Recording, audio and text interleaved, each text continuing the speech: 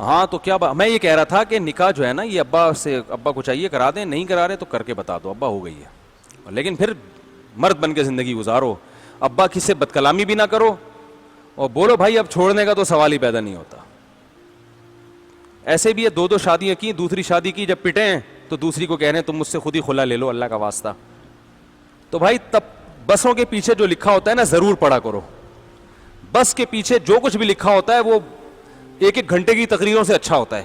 بس کے پیچھے لکھا ہوتا ہے تب پڑھ ہے تو پاس کر ورنہ برداشت کر, یہ بڑا زبردست مقولہ ہے. تو شادی کرنی ہے تو تب پڑھ ہے تو کر, پھر جب کر لی تو ایسی کی تیسی. لاہور سے ایک صاحب کا فون ہے, میں نے شادی کی, بہت پٹ رہا ہوں, سب گھر والے گن پوائنٹ پہ مجھے کہہ رہے ہیں طلاق دے, یوں کر فلانا.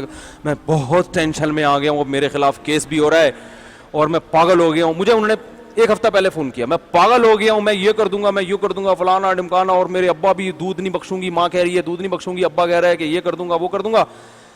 اتنی ٹینشن میں آیا ہوا ہوں. میں نے کہا بھائی آپ اگر پریشان ہو رہے ہو نا تو آپ طلاق دے کے بھی آپ کی یہ پریشانی ختم نہیں ہوگی. زندگی بھر کا ایک روگ لگ جائے گا کہ میں نے ایک عورت کے ساتھ ناانصافی. میں نے کہا دیکھو کام اگر دونوں بیویوں کے حقوق ادا کرو, پہلی کے ساتھ ناانصافی نہیں ہو. ایسا نہ ہو کہ دوسری آئی ہے تو پہلی کو بالکل ہی نظر انداز, اس کو بلکہ دوسری کو سمجھاؤ تھوڑا سا پہلی کو مجھے زیادہ پروٹوکول دینے دو, کیونکہ اور زخم تو پہلی کو پہنچا ہے نا, تو بھائی اس کو تھوڑا سا گھماؤ پھراؤ, اس کو عزت دو, محبت دو, اس کو یہ احساس دلاؤ. تو سیاست سے کام لو تھوڑا. اور دوسری بات میں نے کہا کہ اپنی بائک کے پیچھے موسٹ وانٹڈ لکھ کے لگا دو,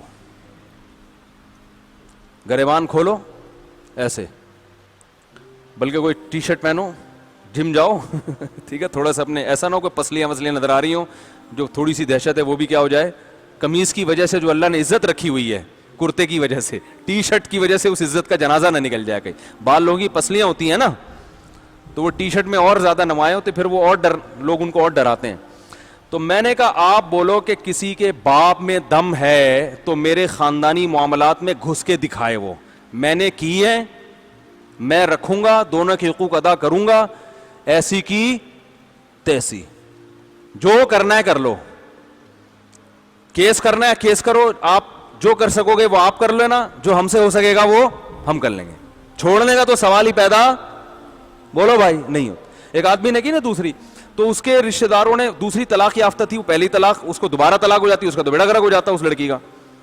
تو پہلے والے رشتہ داروں نے داماد پہ اتنا دباؤ ڈالا, وہ کہیں میرا منجا ہوا تھا نا, میرے بیان سنتا تھا, میں نے اس کو سمجھایا ہوا تھا. تو پتہ ہے کیا کہتا ہے, انہوں نے کہا ہم تمہیں قتل کر دیں گے, اس نے کہا بھائی یہ چاپڑ لو, میرے قتلے بنا دو, کاٹ کے نا قتلے بنا دو, جب تک جان ہے نا خون کا ایک قطرہ بھی ہے میں طلاق کا لفظ ہی زبان سے نکالوں گا, ایسی کی تیسی.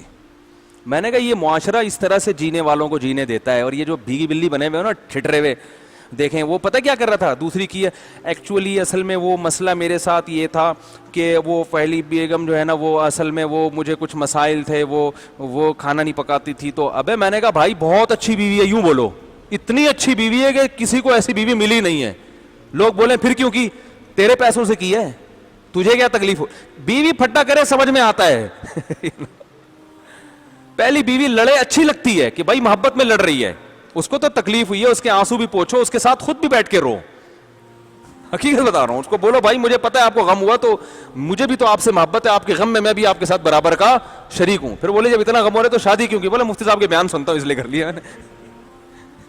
یہ نہیں بولو اللہ نے اجازت دی ہے بھائی گھر بسانا ہے, عورتیں طلاق یافتہ بیوہ اتنی معاشرے میں ہو گئی ہیں, تو گھر تو بسانا ہے نا, اللہ کا حکم ہے اس لیے کر لی ہے. تم سے محبت میں کمی نہیں ہے, پہلے سے بھی زیادہ محبت ہو, اور دو بھی محبت اس کو عمل سے دکھاؤ. لیکن بھائی طلاق ولاق کا نہیں ہوتا, بولے کیا جاؤ جس کی ایسی کی تیسی, جس نے جو اکھاڑنا ہے اکھاڑ لے. میں نے جب دوسری کی تھی نا تو کسی نے میرے اوپر اعتراض کیا, ہمارے ایک دوست کے سامنے, مفتی کو دیکھو کیا ہو گیا, شادی کر رہا ہے. تو اس نے کہا آپ کی بچی کے لیے پیغام بھیجا مفتی صاحب نے, جو آپ کو اتنی ٹینشن ہو رہی ہے. وہ کہنے کیسی باتیں کر رہے ہو, کہہ رہے بھائی آپ کی بچی کے لیے پیغام بھیجا ہوتا تو بھی ٹینشن کی ضرورت نہیں تھی, انکار کر دیتے. وہ جس کی بچی سے کر رہے ہیں ان کو تکلیف نہیں ہے, نہ آپ سے پیسے لے رہا ہے, آپ کو پتہ نہیں کیوں پیٹ میں مروڑ ہو رہا ہے.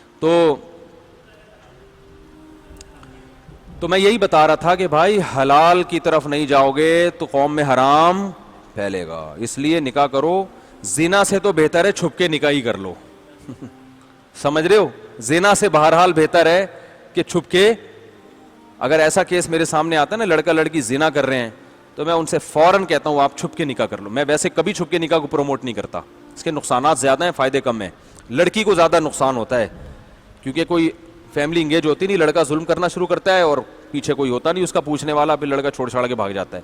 تو میں کبھی بھی چھپ کے نکاح کو پروموٹ نہیں کرتا, لیکن زنا سے بہرحال کیا ہے, بہتر ہے. اگر زنا ہو رہا ہے تو بھائی ہم ان سے کہتے ہیں یار جاؤ کورٹ. میں نہیں پڑھاتا چھپ کے نکاح, یہ بتا دوں. میں لوگ میرے پاس بھی آتے ہیں, گرل فرینڈ کو بھگا کے لاتے ہیں, صاحب نکاح پڑھاتے ہیں. میں کہتا ہوں نہیں میں نہیں پڑھاؤں گا. وہ کہتے ہیں آپ ویسے نکاح کے اتنے فضائل بیان کرتے ہیں. تو میں کہتا ہوں میں تو عدالت کے کھاتے میں جاؤ, عدالت سے نکاح کرواؤ. تو نکاح کو پروموٹ کرو بھائی, برائی سے بولتے کیوں نہیں بچو. اور نکاح کو آسان بہت بناؤ, بہت آسان بنا دو. نکاح کا پیغام دینا بھی آسان کرو, ریجیکٹ کرنا بھی آسان. نہ پیغام دیتے ہوئے شرماؤ, اور نہ کوئی ریجیکٹ کرے تو اس پہ منہ بنا کے بیٹھو. ٹھیک ہے نا, اتنا آسان ہونا چاہیے جیسے صحابہ میں تھا. صحابہ میں کیسا تھا, ایک صحابی نے کہا آپ جائیں فلاں کی بہن سے میں نکاح کرنا چاہتا ہوں, آپ میرا پیغام لے کے چلے جائیں. وہ چلے گئے, انہوں نے کہا فلاں دوست ہیں وہ آپ کی ہمشیرہ سے نکاح کرنا چاہتے ہیں, تو آپ بتا دیں راضی ہے. انہوں نے کہا ان سے راضی نہیں ہوں, آپ کا پروگرام ہے تو آپ سے راضی ہوں میں. انہوں نے کہا ٹھیک ہے بھائی میں تو راضی ہوں. انہوں نے کہا ٹھیک ہے گواہ لاؤ. ادھر ہی نکاح پڑھایا, بھائی نکاح ہو گیا. انہوں نے باہر آ کے بتایا میری شادی ہو چکی ہے, آپ کو انہوں نے مسترد کر دیا ہے. تو انہوں نے سوچا ہوگا چلو ٹھیک ہے, اللہ کا یہی مقدر تھا. ہمارے یہاں ہوتا بندوقیں نکال لیتے, وہ تو نے دوست کی غیرت, کیا دوست کے اتنی کیا کیا ڈائلاگ ہوتے ہیں, تو نے اپنے دوست کی دوستی کا خیال نہیں کیا ہیں, تو یہ اور میں یہ کر دوں گا, میں یہ کر دوں گا. بھائی جو چیز مقدر میں نہیں ہے وہ نہیں مل سکتی. بھیجا کیوں اس کو,